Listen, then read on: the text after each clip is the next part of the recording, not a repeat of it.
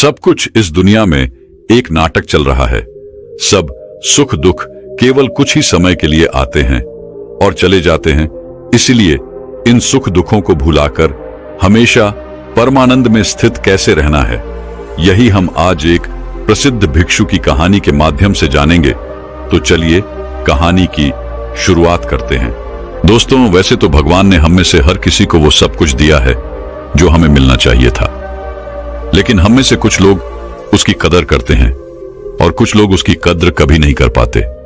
और कुछ तो ऐसे भी होते हैं कि उनके पास जो कुछ भी है वो उसका बखान करते थकते नहीं, यानी कि अपने मुंह से ही अपनी बढ़ाई करते कभी नहीं थकते। तो अगर आप भी उन्हीं में से एक है या फिर आपके मित्रों में से कोई एक ऐसा व्यक्ति है, तो दोस्तों आज की यह कहानी आपके लिए बहुत ही ज्यादा मजेदार होने वाली है। हालांकि थोड़ी सी लंबी जरूर होगी, लेकिन यकीनन आपको आपके सभी सवालों के जवाब जरूर मिलेंगे।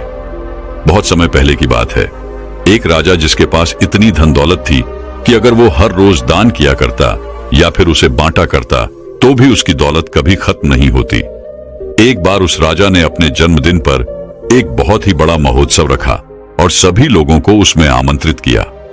राज्य के सभी लोग वहां पर आए हुए थे। जो लोग जो कुछ भी मांग रहे थे वो उन्हें दिया जा रहा था। लोग राजा की जय जयकार रहे थे, राजा की प्रशंसा हो रही थी। राज्य के सभी लोग कह रहे थे कि ऐसा राजा ना तो आज तक हुआ है और ना ही कभी होगा। यह सब सुन राजा भी मन ही मन बहुत खुश हो रहा था, वह फूले नहीं समा रहा था। तभी राजा ने अपने राज्य में आए हुए सभी लोगों से कहना शुरू कर दिया कि मेरे पास इतनी जमीन है कि मैं भी नहीं जानता और उसे कोई भी नाप नहीं सकता। मेरे पास एक ऐसा अभूतपूर्व है जिसमें कोई भी शत्रु कभी नहीं घुस सकता। मेरे पास इतनी धन और दौलत है कि अगर मैं उसे रोज लुटाना भी चाहूं तो वह कभी खत्म नहीं होगी, और मेरे बल के आगे कोई भी शत्रु अपने घुटने टेक देता है। राजा अपने बखान में लगा हुआ था, वह अपनी बढ़ाई कर ही रहा था कि तभी उस भीड़ में से एक फकीर साधु बाहर आया। उस साधु ने राजा से कहा, है राजन, तुम्हारे पास कुछ भी नहीं है, फिर तुम भला इतनी अपनी बढ़ाई क्यों कर रहे हो? मुझे तो लग रहा था कि मैं ही गरीब हूं, लेकिन तुम तो मुझसे भी ज्यादा गरीब निकले। इतने लोगों के सामने जब फकीर ने राजा से यह सब कहा तो राजा को क्रोध आ गया। राजा ने तुरंत ही उस फकीर को कारागार में डाल दिया। अगले दिन उस फकीर साधु को राज्य सभा में बुलाया गया और उस फकीर से राजा ने कहा, अब कहो तुम क्या कहना चाहते हो? इस पर वह फकीर साधु कहते हैं कि मुझे लगता था कि तुम्हारे पास धन दौलत ही नहीं है, लेकिन अब मुझे यह भी यकीन हो गया है कि तुम्हारे पास रत्ती भर दिमाग भी नहीं है। इस पर वह राजा और भी ज्यादा क्रोधित हो गया और उसने उस फकीर से कहा कि तुम हमारा अपमान कर रहे हो। हम चाहें तो तुम्हें अभी के अभी तुम्हें हम मृत्यु दंड दे सकते हैं। इस पर वह फकीर मुस्कुराने लगे और राजन से कहा, है राजन, किसी को कुछ देने के लिए हमारे पास भी कुछ होना चाहिए, लेकिन तुम्हारे पास तो कुछ भी नहीं है, तो फिर तुम भला मुझे क्या दे सकते हो? फकीर की इस बात पर राजा को और भी ज्यादा क्रोध आ गया।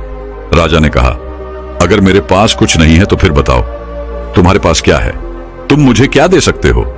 इस पर वह फकीर मुस्कुराने लगा और कहा, है राजन, मेरे पास जो कुछ भी है वह तुम्हें दिखाई नहीं देगा, और जो तुम्हें दिखाई दे रहा है ऐसा मेरे पास कुछ नहीं है। इस पर वह राजन कहता है कि है फकीर, मैं समझ गया कि तुम्हारी दिक्कत क्या है।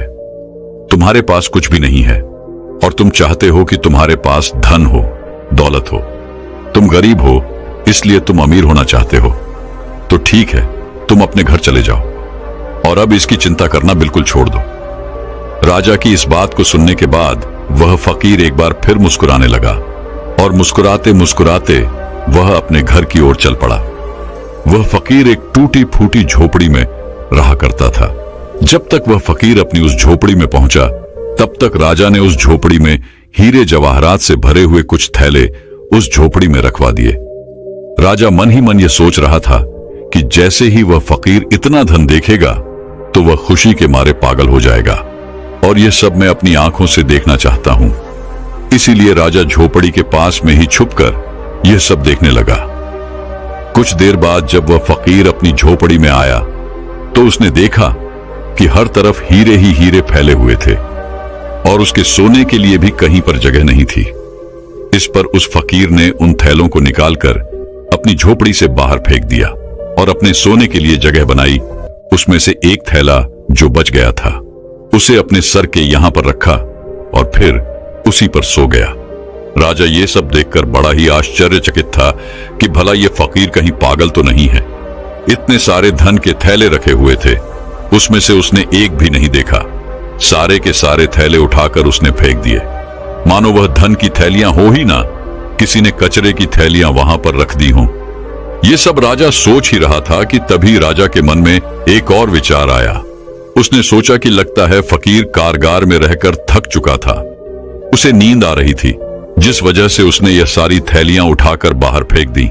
लेकिन जैसे ही वह उठेगा तो इन थैलों के अंदर जब इतना सारा ध्यान दिखेगा तो वह जरूर खुशी के मारे पागल हो जाएगा और जो कुछ भी थैले उसने बाहर फेंके हैं वह भी उठाकर वह अपनी झोपड़ी में ले जाएगा। अब राजा उस फकीर के उठने का इंतजार करने लगा। देखते ही देखते एक पैर बीत गया। वह फकीर नींद से उठा और उसने देखा कि आसपास जो भी थैलियां बची हुई थी उसे भी उठाकर उसने बाहर फेंक दिया और साथ ही साथ वह यह भी कह रहा था कि यहां पर किसने इतना सारा कूड़ा कचरा डाल दिया है। उस फकीर ने अपने झोपड़ी की साफ सफाई की और फिर बाहर आगे की ओर चल पड़ा। यह सब देख राजा बड़ा ही आश्चर्यचकित था। वह सोच रहा था कि लगता है शायद इसे धन की आवश्यकता नहीं है, इसे कुछ और ही चाहिए जिसके पीछे इस दुनिया के अधिकांश लोग पागल हैं और वो सबको चाहिए। राजा ने उस फकीर के आने से पहले उसकी भी व्यवस्था उस झोपड़ी में करवा दी और फिर फकीर के आने का इंतजार करने लग गया। कुछ समय बाद जब वह फकीर वापस आया, अपनी कुटिया में अंदर की ओर प्रवेश किया तो उसने देखा कि कुछ लड़कियां फकीर का इंतजार कर रही थी, जो बिल्कुल जवान थी, जिनके अंदर यौवन कूट कूट कर भरा हुआ था। वे सभी अपनी अदाओं से उस फकीर को लुभाने की कोशिश करने लगी। तभी फकीर ने उन सब की तरफ ध्यान से देखा और कहा, बेटियों, तुम सब यहाँ पर आए हो तो खाना खाकर जाना, मैं सभी के लिए खाना बनाता हूँ। उन फकीर ने सभी के लिए भोजन बनाया और सभी को भोजन भी खिलाया। वहां पर उपस्थित जितनी भी लड़कियां थीं, अब उनके पास कहने के लिए कुछ नहीं रहा था। तभी उन फकीर ने कहा कि हमारा मन साफ होना चाहिए, तन से कुछ नहीं होता और हमारा मन तब साफ होगा जब हमारा मन स्थिर होगा। मन की चंचलता हमें लूट लेती है, हम भटकते हैं और सिर्फ भटकते ही रह जाते हैं। लेकिन अगर मन शांत होगा, स्थिर होगा, तो हम उन ऊंचाइयों को पा सकते हैं जिसकी आपने कभी कल्पना भी नहीं की है। सभी लड़कियों ने एक एक करके उन फकीर का आशीर्वाद लिया और वहां से चल पड़ी, मानो वो सभी लड़कियां अपने पिता से मिलकर घर वापस जा रही हों। राजा ये सब देख रहा था और उसे ये सब देखकर बड़ा ही आश्चर्य हुआ। राजा एक बार फिर से सोच में पड़ गया कि आखिर इस फकीर को क्या चाहिए। इसने धन नहीं लिया, इसने उन स्त्रियों को भी खाना खिलाकर भेज दिया, तो फिर ऐसी कौन सी चीज है जो इस फकीर को खुश कर सकती है, जो इस फकीर को चाहिए। बहुत देर सोच विचार करने के बाद राजा के मन में एक और नया विचार आया और वह सोचने लगा कि एक ऐसी चीज है जिसके लिए लोग परेशान रहते हैं, जिसके लिए लोग षड्यंत्र भी रचते हैं और जिंदगी भर इसे पाने की कल्पना करते रहते हैं, लेकिन यह सबके भाग्य में नहीं होता। यह सब सोच विचार करने के बाद राजा फकीर की झोपड़ी में चला गया। फकीर ने जैसे ही राजा को देखा, उसने राजा से कहा, है राजन, आइए, आपका स्वागत है। इस पर राजा ने कहा कि मैं आज आपको एक उपहार भेंट करने आया हूं और यह उपहार ऐसी चीज है जो सबके भाग्य में नहीं होती, ये कुछ ही लोगों को मिल पाता है। इसके लिए लोग लड़ते भी हैं, मरते भी हैं और षड्यंत्र भी करते हैं और फिर भी यह उनके नसीब में नहीं होता। राजा ने अपना मुकुट निकाला और उस फकीर के सर पर रख दिया और कहा कि आज से आप इस राज्य के राजा हैं। इस पर वह फकीर मुस्कुराने लगा और कहा, है राजन, आप खुद इतने कंगाल हैं कि आपके पास ले दे करके बस यही तो एक चीज बची हुई है। अगर आप वो भी मुझे दे देंगे तो भला आपके पास क्या बचेगा। इस पर वह राजा और भी क्रोधित हो उठा, उसके अहंकार को ठेस लग गई। राजा ने क्रोधित होकर कहा, तुम एकदम मूर्ख हो, तुम्हारे पास खुद तो कुछ है नहीं और मैं तुम्हें देने की कोशिश कर रहा हूं तो वो भी तुम नहीं ले रहे हो और मुझे कंगाल बता रहे हो। मैंने तुम्हें सुख देने की इतनी सारी कोशिशें की लेकिन सारी की सारी नाकाम रही। अब मुझे समझ में आ गया है कि तुम इसी कंगाली में जीना चाहते हो, तुम्हें यही कंगाली पसंद है। राजा के मुख से यह शब्द सुनते ही वह फकीर जोर से हंस पड़ा और कहा, जिसे तुम परम सुख बता रहे हो वो परम सुख नहीं बल्कि परम दुख है। तुम बता रहे हो कि तुम्हारे पास इतनी जमीन है कि कोई नाप नहीं सकता, इतना पैसा है कि अगर तुम बांटते रहो तो भी ये कभी खत्म नहीं होने वाला, और तुम ये भी कहते हो कि तुम्हारे बल के आगे शत्रु अपनी हार मान लेते हैं, अपने घुटने एक देते हैं। लेकिन राजन, तुम यह भूल चुके हो कि यह कभी किसी का नहीं हुआ, यह तुम्हारा भी नहीं होगा। आज तुम्हारे पास है तो ये कल किसी और का होगा और उसके बाद किसी और का। यही प्रक्रिया निरंतर चलती रहेगी। इसीलिए मैं तुम्हें कंगाल बता रहा हूं। इस पर वह राजा फकीर से कहता है, फिर तुम क्या चाहते हो? मैं तुम्हारी तरह बन जाऊं, तुम्हारी तरह यह गंदे कपड़े पहनूं, तुम्हारी तरह कटोरा लेकर दर दर भटकता रहूं, भीख मांगता रहूं? क्या तुम्हें यही चाहिए? क्या तुम इसी को अमीरी कहते हो? अब की बार फकीर ने राजा से कहा, है राजन, धन दौलत, राजपाट और व्यापार यह हम सभी करते हैं और हम सभी को करना भी चाहिए, पर यह याद रखना चाहिए कि यह हमारे लिए है, हम इनके लिए नहीं। जिस दिन हम इनके लिए हो जाएंगे उस दिन हमारे जीवन में कोई भी मकसद नहीं बचेगा। हम केवल धन कमाना चाहेंगे, अधिक से अधिक धन, लोगों को मारकर, लोगों को गिराकर अपनी सत्ता बढ़ाना, लोगों की जिंदगियों से खेलना, बस यही सब मकसद रह जाता है। और जब ऐसा होता है तो सब कुछ गड़बड़ हो जाता है, कुछ भी सही नहीं रहता, क्योंकि जो कुछ भी तुम बटोर रहे हो ये तुम भूल चुके हो कि एक दिन ऐसा आएगा जब ये सब कुछ तुम्हें छोड़ना होगा और यह सब कुछ यही रह जाएगा। और उस दिन तुम्हें यह एहसास भी होगा कि जो कुछ भी तुमने कमाया था वो तुम्हारे किसी काम का नहीं, और फिर तुम अपने आप को गरीब ही महसूस करोगे। इस दुनिया में हर एक चीज हम मनुष्यों के उपयोग के लिए बनाई गई थी, लेकिन जैसे जैसे हम उन चीजों का उपयोग करने लग जाते हैं हमारे मन में एक भ्रम सा पैदा हो जाता है कि ये सारी चीजें हमारी हैं, और हम इसके मालिक बनने की कोशिश करने लग जाते हैं, और हमें ऐसा लगने लगता है कि हमारे पास ही सब कुछ है, और हम अपने बड़े बड़े बखान भी करते हैं। और ऐसे भ्रम पालना अच्छी बात नहीं, जैसे कि तुम्हें हो गया है राजन। फकीर की इन बातों को सुनने के बाद राजा उन फकीर से कहता है कि ऐसी बातें तो कोई दरिद्र फकीर ही कह सकता है, क्योंकि उसके पास तो कुछ भी नहीं है। वो गरीब है और गरीबी में ही जिएगा और गरीबी में ही अपनी अंतिम सांसें लेगा। राजा की इस बात को सुनते ही वह फकीर एक बार फिर से जोर से हंस पड़ा और कहा, है राजन, तुम्हारे पिताजी इस समय मृत्युशैया पर लेटे हुए हैं, जाओ और उनसे पूछो कि उन्होंने अब तक क्या कमाया है। उस फकीर की बात को सुनने के बाद वो राजा तुरंत ही अपने महल लौट गया और अपने पिता के पास गया। वहां उसने देखा कि उनके पिता की तबीयत काफी ज्यादा खराब हो चुकी थी। राजा ने अपने पिता से पूछा, पिताश्री, मैं आपसे यह जानना चाहता हूं कि आपने आज तक क्या कमाया है, आपने आज तक क्या क्या इकट्ठा किया है। इतना बड़ा राज्य है, इतनी धन, इतनी दौलत है, इतना यश है, और मेरे जैसा एक पुत्र भी है। क्या आपने यह सब कमाया है? अपने बेटे की बात को सुनने के बाद राजा के पिता ने कहा, बेटा, जब तक मेरे हाथ पैर सही सलामत थे, काम कर रहे थे, तब तक मुझे भी ऐसा ही लगता था। लेकिन आज जब मैं इस हालत में हूं और मुझे यह भी पता है कि बहुत ही जल्द मैं मृत्यु को प्राप्त हो जाऊंगा, तब मुझे ऐसा लग रहा है कि जैसे आज तक मैंने कुछ भी नहीं किया। मैं अपने आप को बिल्कुल खाली महसूस कर रहा हूं। जो कुछ भी मेरे पास है उसमें लालच है, षड्यंत्र है, क्रूरता, बेईमानी, धोखेबाजी। वास्तविकता में यही सब लिप्त मैंने कमाया है। यही है जो कुछ मैंने अपने पूरे जीवन में कमाया है और इसी को इकट्ठा किया है। इसके अलावा और मेरे पास कुछ भी नहीं है, और ना ही इसके अलावा मेरे साथ कुछ और जाने वाला है। आज मुझे खुद पर हंसी आ रही है। इस महल में मेरे साथ कितने ही ऐसे लोग थे जिन्हें मैं अपना कहता था, जिनसे मेरा लगाव था, लेकिन आज वह मेरे साथ नहीं है। यहां तक कि तुम भी मेरे साथ नहीं हो। इतना बड़ा मूर्ख और कौन हो सकता है?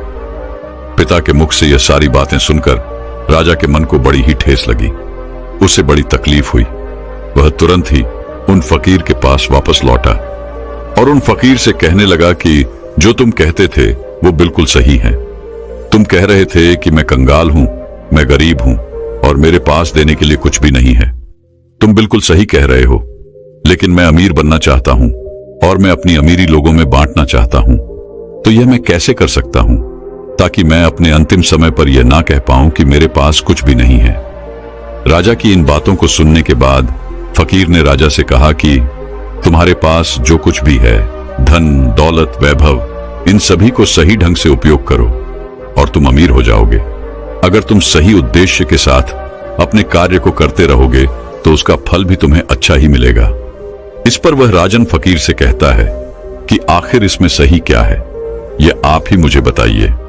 राजा की इस सवाल का जवाब देते हुए फकीर कहते हैं कि धन कमाओ और धन के मालिक बनो, लेकिन याद रखना कि कभी भी धन को अपना मालिक मत बनने देना। तुम राजा हो तो राजा के अपने कार्य को भी पूरा करो, प्रजा का ख्याल रखो, लेकिन प्रजा को लूट कर अपना धन, अपना वैभव मत बढ़ाओ। अपनी प्रशंसा खुद मत करो, ऐसे कार्य करो जिससे लोग तुम्हारी प्रशंसा करें, और जिस दिन लोग तुम्हारी प्रशंसा करना शुरू कर देंगे उस दिन समझ जाना कि तुमने अपने जीवन में कुछ अच्छा कमाया है जो तुम्हारे साथ जा सकता है। इस संसार में सभी भौतिक चीजों से अपने आप को जोड़ना छोड़ दो, क्योंकि ये सारी चीजें नश्वर हैं और यहीं पर रह जाएंगी, जैसे कि तुम भी नश्वर ही हो। तुम आए तो अकेले ही थे, लेकिन तुम अपने साथ अपने कर्म लेकर जाओगे। ये अच्छे हो सकते हैं या फिर बुरे, इससे तुम्हारा पीछा नहीं छूटने वाला। राजा को सारी बातें समझ में आ चुकी थीं। राजा ने फकीर को धन्यवाद कहा, उन्हें प्रणाम किया और वापस अपने महल की ओर चल पड़ा। जैसा उसे फकीर ने कहा था, राजा बिल्कुल वैसे ही करने लगा। न तो उसने उसके बाद से कभी धन बांटा था, न ही बेवजह किसी को दंड दिया, और न ही बेवजह उसने अपने पड़ोसी देशों पर चढ़ाई करके उन्हें जीतने की कोशिश की। लेकिन उसने इस सीख के बाद अपने राज्य के लोगों को इतना मजबूत बना दिया कि उन्हें किसी से भी धन मांगने की कभी कोई जरूरत ना पड़े। कोई इतना गरीब ना हो कि उसके लिए 2 वक्ती रोटी ना मिल पाए, पहनने के लिए अच्छे अच्छे कपड़े हों, अच्छा घर हो, छत हो। इन सभी चीजों पर राजा ने बखूबी काम किया।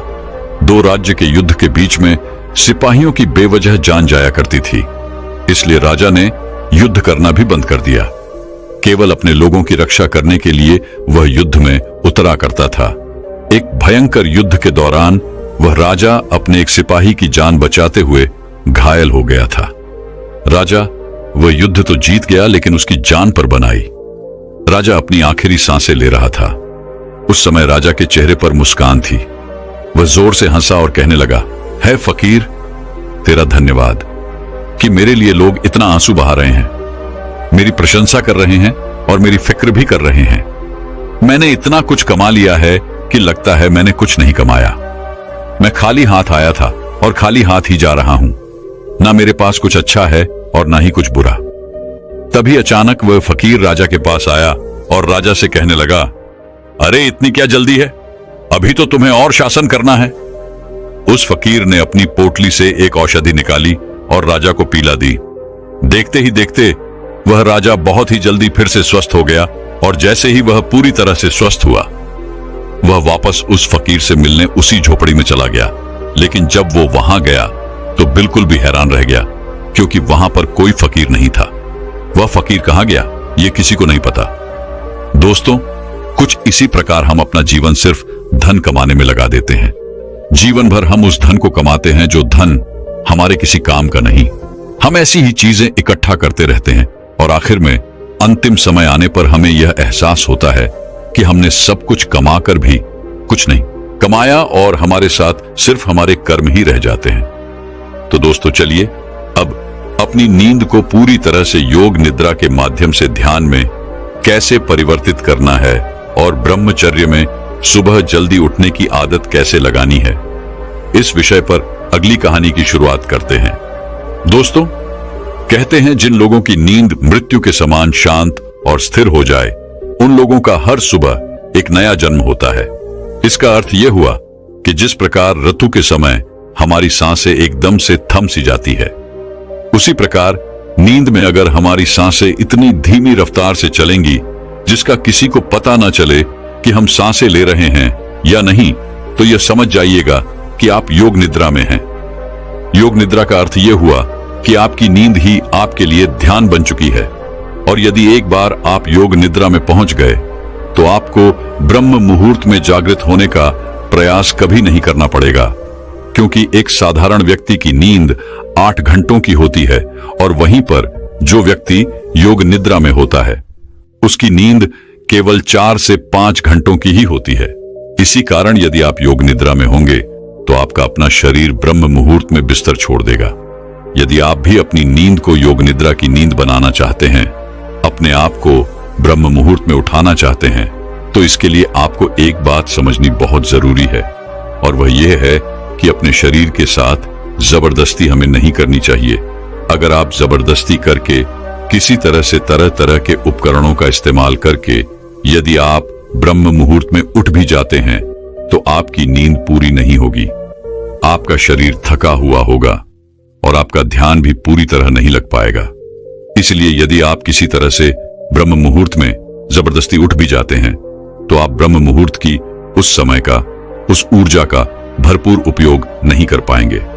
और वहीं पर यदि आपकी आंखें खुद ब खुद ब्रह्म मुहूर्त के समय पर खुल जाती हैं तो आप सुबह के ध्यान में गहरे उतर सकते हैं, ब्रह्म मुहूर्त की उस ऊर्जा का भरपूर उपयोग कर सकते हैं। लेकिन वहीं पर यदि हम जबरदस्ती करके किसी तरह से ब्रह्म मुहूर्त में उठ भी जाते हैं तो इसका अर्थ यह है कि हमने अपने शरीर को तनाव दिया है, जबरदस्ती हमने उसे उठाया है, जिस कारण हमारा पूरा दिन तनाव में ही बीतेगा।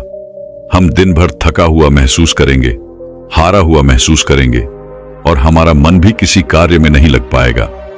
यदि आप वास्तव में ब्रह्म मुहूर्त में उठना चाहते हैं तो इसकी तैयारी आपको पिछली रात को ही करनी होगी।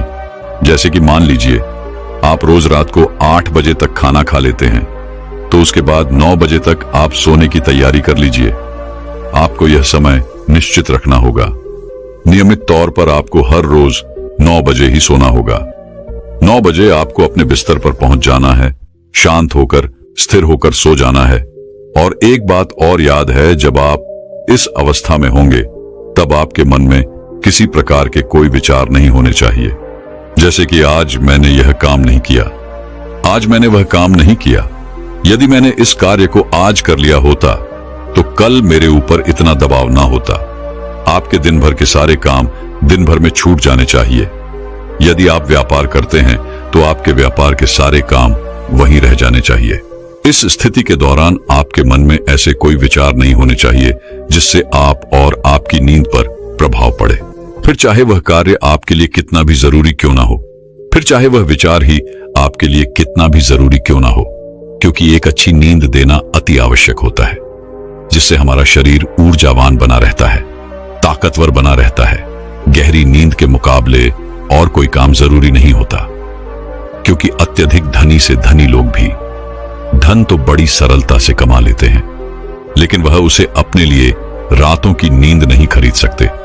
और यदि मान लीजिए आपने 9 बजे का समय तय कर लिया है, क्या आपको ठीक इसी समय पर सोना है, तो इसके लिए आपको करीबन 2 घंटे पहले से ही इसकी तैयारी शुरू कर देनी चाहिए।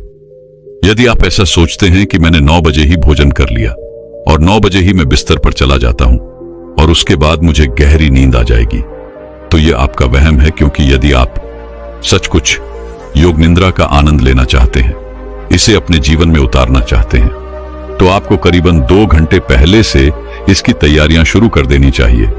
इसके लिए आप जितना जल्दी भोजन कर लेंगे उतना अच्छा है। मान लीजिए कि आप 9 बजे सोना चाहते हैं तो आप करीबन 7 बजे भोजन कर लें, जिससे आपको आपके खाने को पचाने के लिए थोड़ा समय मिल पाएगा। लेकिन क्या आपने कभी यह देखा है कि जैसे ही हम खाना खाते हैं उसके कुछ देर बाद ही हमें नींद आने लगती है? ऐसा इसलिए होता है क्योंकि हमारा शरीर उस खाने को पचाने के लिए अपनी पूरी ऊर्जा लगाने के लिए तैयार हो जाता है, और ऐसे समय पर हम थकावट महसूस करते हैं और हमें नींद आने लगती है। और ऐसे समय पर हमारे शरीर को अत्यधिक आराम की आवश्यकता भी होती है, और जब हम सो जाते हैं तो नींद में हमारा शरीर यूं ही काम करता रहता है, वह उस खाने को पचाने में जुटा रहता है जो हम सोने से पहले खाकर सोए होते हैं।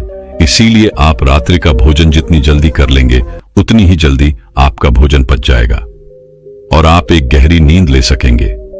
आयुर्वेद के हिसाब से हमें रात्रि का भोजन सूरज के ढल जाने के पहले करना चाहिए, और आयुर्वेद में यह भी कहा गया है कि रात्रि का भोजन जितना हल्का होगा उतना ही हमारा शरीर ऊर्जावान होगा, उतनी ही जल्दी हमारा शरीर उसे पचाने में सक्षम होगा। इसलिए हमेशा कोशिश करें कि रात्रि में हमेशा हल्का भोजन करें। लेकिन आजकल हम में से अधिकांश लोग तरह तरह के तरल पदार्थों का इस्तेमाल करते हैं, तरह तरह के तेलों का इस्तेमाल करते हैं ताकि वो अपने खाने को और भी ज्यादा स्वादिष्ट बना सकें। लेकिन इससे हमारे खाने को पकाने में और भी ज्यादा समय लगता है, और जिस भोजन को पकाने में जितना ज्यादा समय लगता है वह भोजन उतना ही ज्यादा पचने में भी समय लेता है। और इसी के विपरीत जिस भोजन को पकाने में कम समय लगता है वह भोजन उतना ही हल्का होता है और हमारे शरीर के लिए उतना ही ऊर्जावान भी होता है। हमारा शरीर इस भोजन को बड़ी आसानी से पचा लेता है और हमारे शरीर को भरपूर ऊर्जा जल्द से जल्द प्रदान कर पाता है। अगर हम कुछ उदाहरण लें तो आपने देखा होगा आटे की रोटी बनाने में हमें थोड़ा समय लगता है, और जब हम इसका सेवन करते हैं तो इसे हमारा शरीर पचाने में भी भरपूर ऊर्जा का इस्तेमाल करता है। वहीं पर यदि चावल की बात की जाए तो इसे पकाने में कम समय लगता है और यह बहुत हल्का भी होता है, और इसे पचाने में हमारे शरीर को मेहनत भी बहुत कम करनी पड़ती है, जिससे हमारे शरीर की ऊर्जा बहुत कम खपत होती है। इसी प्रकार खिचड़ी, चावल, उबली हुई सब्जियां, ये सब हल्के खाने में आते हैं, और वहीं पर रोटी, घी, तेल इत्यादि ये सारे भारी खाने में आते हैं, जिन्हें पचाने में हमारे शरीर को अत्यधिक ऊर्जा लगानी पड़ती है और हमारे शरीर को इसे पचाने में अत्यधिक समय भी लग जाता है। और आप लोगों ने यह भी देखा होगा कि जब हम में से अधिकांश लोग भारी भोजन करते हैं तो उन्हें नींद बहुत देर तक आती है, अर्थात वो बहुत देर तक सोते रह जाते हैं, क्योंकि इसे पचाने में अत्यधिक समय लगता है, अत्यधिक ऊर्जा नष्ट होती है। इस कारण हमारा शरीर थक जाता है और उसे आराम की भी अत्यधिक आवश्यकता होती है, और इसी कारणवश हमारे शरीर में तरह तरह की बीमारियां भी उत्पन्न होने लगती है। लेकिन आजकल हम लोगों को यही नहीं पता होता कि हमें किस तरह का भोजन करना चाहिए। आप में से अधिकांश लोग रोज सुबह सुबह या शाम के वक्त व्यायाम करने जाते होंगे, अच्छा शरीर बनाने के लिए, अच्छा और सुडौल दिखने के लिए, जिससे आपका शरीर बलवान हो, ऊर्जावान दिखे। लेकिन इसके लिए आप भारी भोजन भी करते हैं। इससे आपका शरीर ऊर्जावान और सुडौल तो दिखता है, लेकिन शरीर की वह प्राकृतिक ऊर्जा, वह प्राकृतिक स्फूर्ति और प्राकृतिक ताजगी हमेशा के लिए नष्ट हो जाती है। इसलिए कहा जाता है कि शरीर का बलवान होने से ज्यादा मजेदार है मन का आनंदित होना। यह बात बिल्कुल सच है कि हर एक मनुष्य को व्यायाम करना चाहिए, जिससे उसका शरीर स्वस्थ और सुडौल बना रहता है, रोग मुक्त रहता है। लेकिन हमें उतना ही व्यायाम करना चाहिए जिससे कि हमारा शरीर थके ना, और हमारे शरीर को कम से कम आहार की जरूरत पड़े, जिससे हमारा शरीर प्राकृतिक तौर पर ऊर्जावान बना रहता है। आपने खुद इस चीज का अनुभव किया होगा जब आप में से अधिकांश लोग व्यायाम करते होंगे, और जब आप किसी दिन जरूरत से ज्यादा या फिर यूं कहें कि कुछ कठिन व्यायाम कर लेते हैं तो आपका शरीर अत्यधिक थक जाता है और आपकी नींद की अवधि भी बढ़ जाती है। इसी कारणवश हमारे शरीर को ज्यादा आराम की जरूरत पड़ जाती है और हम इस पर ध्यान नहीं दे पाते। इसीलिए जब अगले दिन हम उठते हैं तो हमारा शरीर थका हुआ महसूस होता है, हमारे शरीर के अंदर हमें ऊर्जा कम महसूस होती है। लेकिन जो व्यक्ति समझदार हैं वो लोग यह जानते हैं कि हम चाहे शरीर के लिए कितना भी व्यायाम क्यों ना कर ले, इसे चाहे कितना भी बलवान क्यों ना बना ले, लेकिन एक ना एक दिन तो इसे मिट्टी में मिलना ही है। और यही बात यदि हम अपने मन को समझाने में सफल हो जाते हैं तो इससे बड़ी जीत हमारे लिए और कुछ नहीं हो सकती, क्योंकि मन को समझाने से बड़ा काम इस दुनिया में कुछ हो ही नहीं सकता। जो व्यक्ति अपने मन पर काबू पा लेते हैं उसे समझाने में कामयाब हो जाते हैं। समझ लीजिए कि उन्होंने अपने जीवन पर विजय प्राप्त कर ली, उन्होंने अपने आप पर विजय प्राप्त कर ली, क्योंकि हमारा मन ही हमें भटकाता है, हमारा मन ही हमें लुभाता रहता है, हमारा मन ही दूसरों को प्रभावित करने में लगा रहता है। जैसे कि हम में से अधिकांश लोग व्यायाम इसलिए करते हैं ताकि उनका शरीर सुडौल और बलवान दिखे और वह लोगों को प्रभावित कर सके। जैसा कि आजकल हम सभी तरह तरह के विज्ञापनों में देखते रहते हैं, उसे देखकर हमारा मन भी उसी तरह काम करने लग जाता है। क्योंकि हमने हमेशा से तरह तरह के कलाकारों को देखा है जो अपने शरीर को सुडौल और आकर्षक बना लेते हैं। हमारा मन भी उसी पर काम करता है। हमारे मन को भी वही चाहिए। हमारे मन को भी लोगों को प्रभावित करना है, जिस कारण हम भी उसी राह पर चल पड़ते हैं। लेकिन हम कभी ये नहीं सोचते कि अगर हमारा समाज साधु संतों, ऋषि मुनियों की तरह मन को आकर्षण बनाने में ध्यान देते तो शायद हम व्यायाम से कहीं ज्यादा ध्यान को देते, उसे महत्वपूर्ण समझते। खैर, हम अपने विषय की तरफ आगे बढ़ते हैं। रात्रि को करीबन 7 बजे के आसपास आपको भोजन कर लेना है और यह भोजन हल्का होना चाहिए। उसके बाद आपको अपने शरीर को शांत और स्थिर बनाने की कोशिश करनी है, क्योंकि इस दौरान आपके पास कोई और काम नहीं होना चाहिए। 7 बजे के पहले पहले आपको आपके सारे काम निपटा लेने हैं, फिर चाहे वह दफ्तर क्यों या व्यापार के या फिर मन में कोई उथल पुथल, इन चीजों को पूरी तरह से बंद कर देना है। और 7 से 9 बजे के बीच का यह जो वक्त है, इसका हमें भरपूर उपयोग करना है अपने मन को शांत करने के लिए, स्थिर करने के लिए, विचार मुक्त बनाने के लिए। और इसके लिए चाहें तो आप रात्रि के बाद स्नान भी कर सकते हैं, और स्नान करने के लिए आप चाहे तो हल्के गुनगुने पानी का भी इस्तेमाल कर सकते हैं। और स्नान करते वक्त आपके मन में तरह तरह के विचार उत्पन्न होंगे, और इस समय पर आपको केवल इन्हीं विचारों पर ध्यान देना है, जैसे कि आज जो भी थकान हुई है, मेरा शरीर जितना भी थका हुआ है, जो भी मैंने आज काम किया है, जो भी मैंने किसी से ईर्ष्या की है, नफरत की है, घृणा की है, वह सारी चिंताएं, वह सारी परेशानियां इस पानी के साथ धुल रही है, और मेरा मन एकदम खाली, शांत और निर्मल हो रहा है। यदि आप ऐसा भाव स्नान करते वक्त मन में रखते हैं तो आपका मन शांत होने लगेगा और आप अपने आप को स्थिर करने में भी धीरे धीरे कामयाब हो ही जाएंगे। जब आप रोज रोज एक ही अभ्यास लगातार करते रहेंगे तो इसका परिणाम भी आपको उतना ही जल्दी मिलेगा। और स्नान करने के बाद कोशिश कीजिए कि आपका ध्यान किसी और पर ना जाए। एकदम शांत रहिए। जो भी आपने आज किया है, जो भी वस्तुएं आपने देखी हैं, सोची हैं, सुनी हैं, उन्हें वहीं पर छोड़ दीजिए, क्योंकि वह सारी चीजें आपको अगले दिन फिर वहीं पर मिल जाएंगी। और उसके बाद अपने कक्ष की ओर आगे बढ़े। अपने कक्ष में जो भी सुगंध आपको पसंद हो उसका इस्तेमाल करें। हो सकता है या कोई धूप बत्ती हो या फिर कोई परफ्यूम, आप इसका इस्तेमाल कर सकते हैं। उसके बाद अपने कमरे की रोशनी को धीमा कर दीजिए और मन को शांत करने के लिए, स्थिर करने के लिए कोई शांत संगीत लगाकर उसे ध्यानपूर्वक सुन सकते हैं। और उसके बाद आप बिस्तर पर लेट जाइए और किसी प्रकार के उपकरणों का इस्तेमाल ना करें। बस सोते वक्त अपने मन में अपने आप से कहिए कि मुझे ब्रह्म मुहूर्त में उठना है, और इसे आपको बड़े ही ध्यानपूर्वक कहना है। आपका पूरा ध्यान केवल इन्हीं शब्दों पर होना चाहिए। यदि आप सुबह 4 बजे उठना चाहते हैं तो आप कह सकते हैं कि मुझे कल सुबह 4 बजे उठना है। हे प्रभु, मेरी इसमें मदद कीजिएगा। मुझे अगली सुबह 4 बजे उठा दीजिएगा, क्योंकि आप ही इस सृष्टि के कर्ता धर्ता है। इसलिए मैं आपके भरोसे एक गहरी नींद लेने जा रहा हूं, और मुझे पूरी उम्मीद है कि आप मुझे कल सुबह 4 बजे अवश्य जगा देंगे।